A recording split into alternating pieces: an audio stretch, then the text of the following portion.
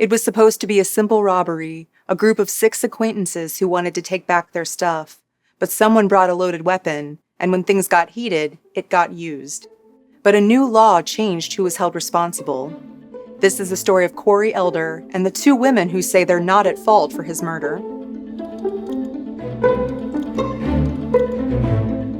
Hi friends, I'm Katie, and this is Katie Does Crime. Thank you for joining me for the first time if you're new here, and hello to the usual rapscallions and reprobates. Please consider subscribing or joining me on Patreon if you'd like to hear more true crime stories.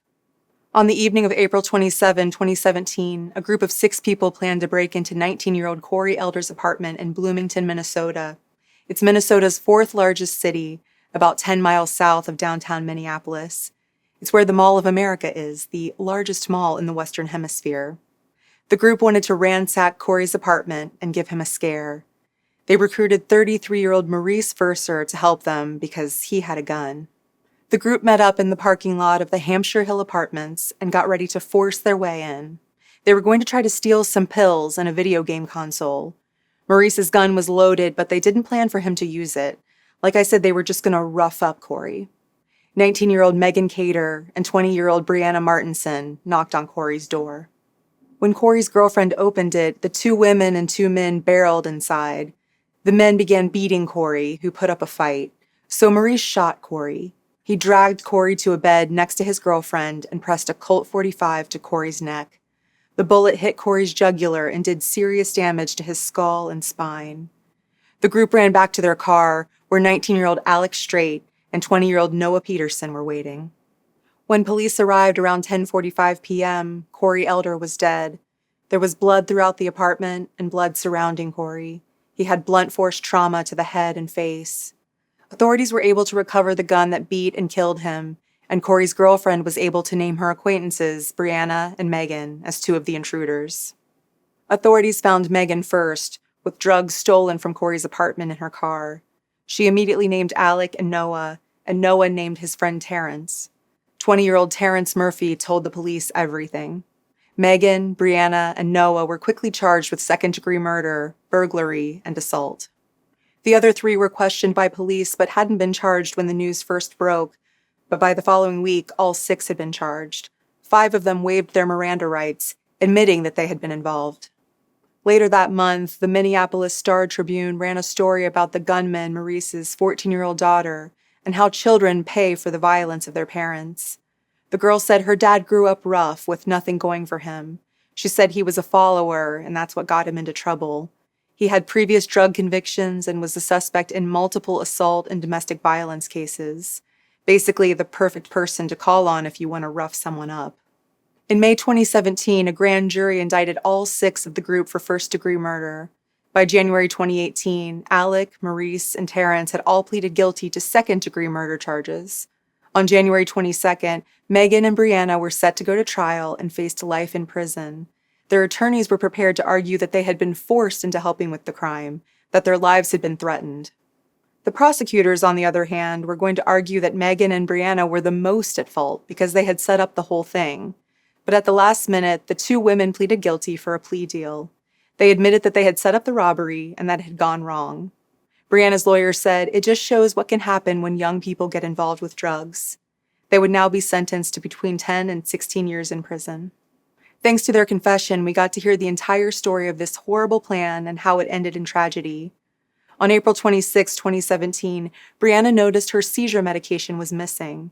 And of course she needed her meds, but also she was planning to sell some of the pills. Apparently they were a strong painkiller in addition to preventing seizures. Briana and her friend Megan had been at Corey Elder's apartment the day before, so she assumed she had left them there. And indeed, Corey and his girlfriend woke up on the 26th and noticed the pills. And yes, he sold drugs, so he told his girlfriend not to say anything, and he would just add them to his stash. Friends say Corey grew up kind and sweet, the kind of person who just wanted to entertain people. He was funny, and he was a performer. He wanted to be a famous rapper. But when he started dealing weed at the age of 14, he got addicted to the money it brought in. His rapping dreams fell by the wayside. But his mom said he was always a hard worker and had been looking into going to school to become a mechanic. Corey's girlfriend said that he was the reason she graduated from high school, and he was always pushing people that way, encouraging them. Corey loved to golf, swim, and kayak, things he learned from his grandmother as she tried to stand in for the father who had abandoned him before he was born. His mom said it was hard raising the funny, rowdy boy as a single parent, and he had recently apologized to her for being difficult sometimes. She said, sure, he wasn't perfect, but he didn't harm anybody in his life. Briana just knew that her seizure pills were at Corey's, so she said she was going to give him a chance to come clean, and then she was going to bring in what she called her ghetto friends from nearby Shakopee over to his place to shake him down. She texted her friend Alec the next day about her quote-unquote stolen pills. I'm not exactly sure it's stealing when you're busy buying drugs and leave something behind at your dealer's house, but I recognize that these people are perhaps not interested in semantics. Alex said Corey had stolen his Xbox back when they were roommates, so he was up for getting that back too. They hatched a plan to text Corey's girlfriend to buy some Xanax, and Alex said that they would then beat the shit out of Corey and take everything when they got in the door. They decided to split the loot 50-50 because that's how real friends do their robberies. Briana asked Alec if he had a gun, and luckily he knew someone who knew someone. Alec's friend Noah had known Terrence Murphy since junior high. Terrence lived with his friend Maurice. And when Maurice heard that Noah was promising coke and money in exchange for helping to rob someone, he wanted in on the deal. Maurice would get the gun. That same afternoon, Megan texted Briana that the plan was a go. I want to read you the message she sent in my basic white girl voice. It said, "Dude, Al wants to run up on him tonight. Alec's friend has a strap. He's from South Minnie." You should note that every text between these women seems to begin with dude. That night, all 6 of the would-be robbers sat in a car outside Corey's apartment and fleshed out the details. Megan and Briana would go in first and find the stuff to steal. Terrence and Maurice would follow to scare Corey and his girlfriend, beat them up a little. Alec and Noah would be the getaway drivers. Megan told the police that as they were walking up to the door, one of the guys said that if the girls tried to flake out, he'd kill them. When Corey's girlfriend let Megan and Briana in the door, they ran to where they knew the drugs were stored, in Corey's bedroom. They grabbed coke and Xanax while Maurice forced Corey's girlfriend onto the bed. Megan says he threatened to kill all of them if they tried to leave the bedroom, although later reports say Megan and Briana weren't in the bedroom when the murder occurred. I'm not sure if that's the truth or their lawyers trying to make them seem less guilty because they were threatened. Maurice pointed his gun at the girlfriend's head while Terrence beat up Corey. Then Maurice pistol-whipped Corey as Corey tried to make his way to his girlfriend. As he collapsed onto the bed next to her, Corey dared Maurice to shoot him. Megan says she and Briana begged Maurice to stop, but it was too late. Maurice had killed Corey, shot him through the neck. The 4 intruders ran back to the car. Corey's girlfriend told Fox 9, and even though I didn't die that day, as I watched him die and held him as he took his last breaths, a huge part of me did. I hope Corey is experiencing peace wherever he is. 5 of the defendants, everyone except the gunman Maurice, were sentenced in April 2018, where Corey's mom had a chance to share her victim impact statement. She and her supporters wore pink t-shirts because Corey had said that real men wear pink. His mom called Corey an old soul with a heart of gold. She called the 5 defendants young, dumb, suburban drug addicts. The young, dumb, suburban drug addicts, in turn, asked the judge to take pity on them and for Corey's family to forgive them. Megan said, "I was living the life of a drug addict. In honor of Corey, I can change my life around and do something positive. I wish I could go back and do what was right." Briana said to Corey's girlfriend, "You are my friend, and I took away your love. This wasn't supposed to happen. Drugs took me to an evil place." The judge said, "To the 5 defendants, this is not the end for you, unlike Corey. You can make choices on what track this is going to take you." She then sentenced Briana and Megan to 162 months, or 13.5 years, in prison. Alec and Noah, the getaway drivers, were given 153 months, or 12.75 years. Terrence pleaded guilty to second-degree assault in addition to the second-degree aiding and abetting a felony murder that the others were charged with. He got 20 years.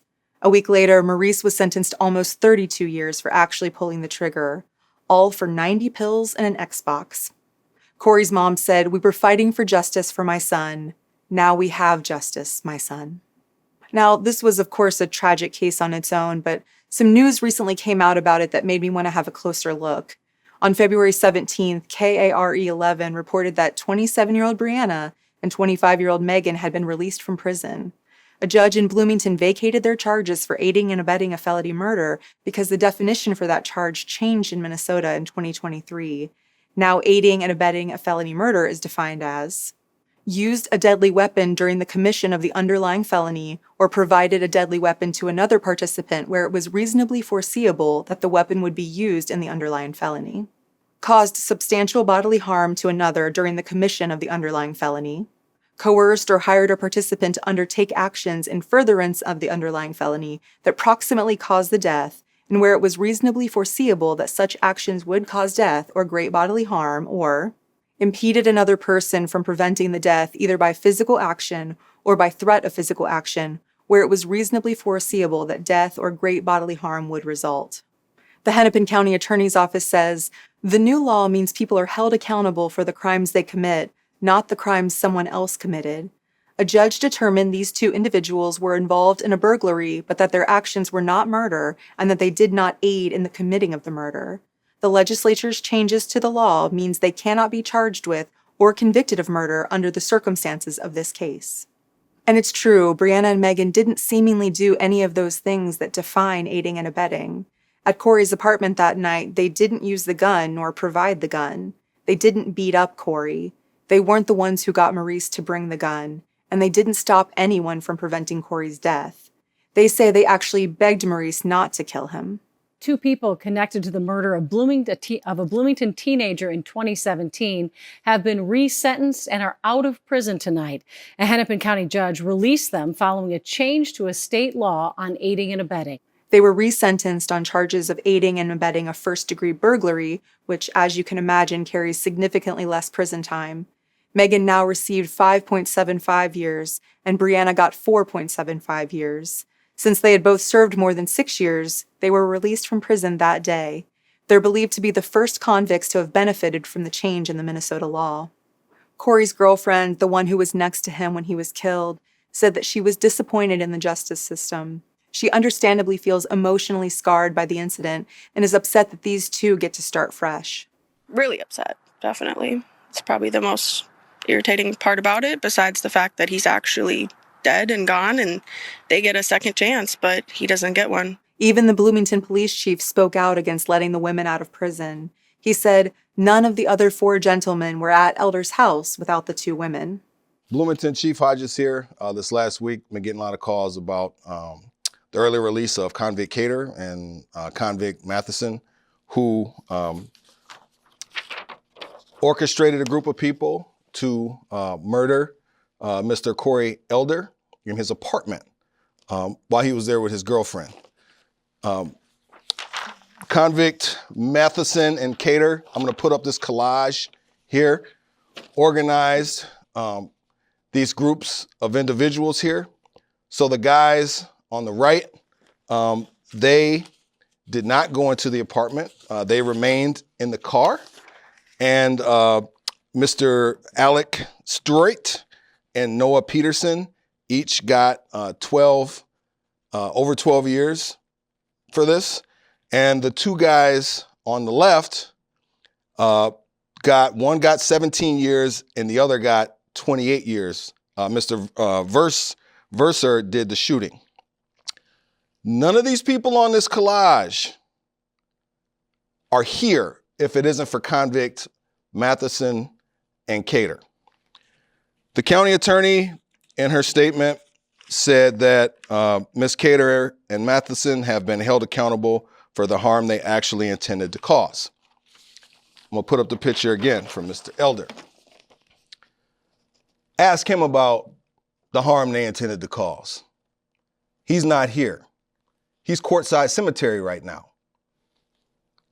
He's got a family that loves him very much. I know they're frustrated. We're frustrated. Our detectives put in a lot of work in this case in 2017. But convicts, Cater and Martinson are out of prison earlier than they should be. And I'm gonna put up this collage again. Understand me, none of these people are here in this apartment if it wasn't for them.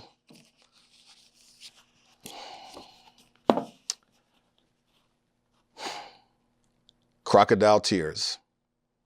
It's amazing what some people get with crocodile tears.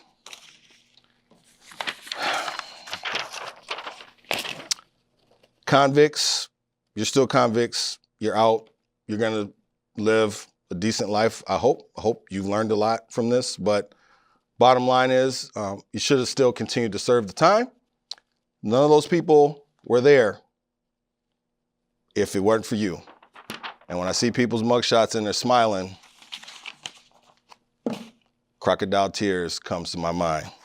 So the family of Mr. Elder, I know you're frustrated that he's not here and saddened, but just know that there's a lot of us in this system, it might not seem like it, that still focus on victims. And I will always focus on victims. The real sucker punch is that Briana and Megan were released the day after Corey's birthday. His family still celebrates his life every year on that day. As for the rest of the group, Alec and Noah have applied to have their convictions vacated, and Terrence has already been denied. The judge decided that he was too involved in the incident and had pointed the gun at Corey's girlfriend. Still, Yahoo News reports that there are 550 people who have been or will be notified by the DOJ that they might be entitled to reduced charges. So I'm curious what you think about the change in the law and whether or not justice has been served in the case of Corey Elder. My feeling is that while Briana and Megan didn't directly commit the murder, they certainly share responsibility for it.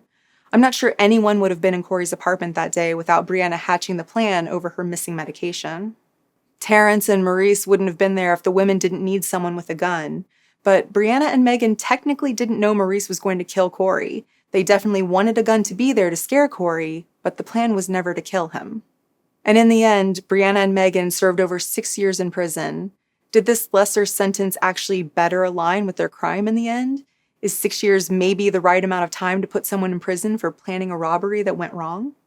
In 2022, the Minnesota legislature created a task force to analyze whether the state's aiding and abetting a felony murder law needed to change. The task force reported that those in their teens through mid-20s are in a unique stage of brain development that make them less capable to assess risk and consequences, and more apt to be motivated by emotion and peer pressure than those older. So basically, younger people should get a little leniency because they don't have as much wisdom yet. The task force also spoke to the Minnesota Alliance on Crime, which advocates for victims and their families. They said that aiders and abettors shouldn't be punished for the homicidal acts of others, and that the vast majority of their members would support reforms that allow people to be released from prison now with shorter sentences. So these are survivors saying that they agree with people like Briana and Megan getting lighter punishments retroactively. So would you be able to take the high road like that if it was your family member who had been murdered? It's hard for me to put myself in their shoes and be as emotionally mature, but as always, please let me know what you think about this case in the comments. Thank you for tuning in today. I'm just a true crime fan like you are, and I really appreciate you taking a chance on me. Please like and subscribe to my channel if you liked spending this time together. I would be so appreciative. Until next time, I'm Katie, and this has been Katie Does Crime.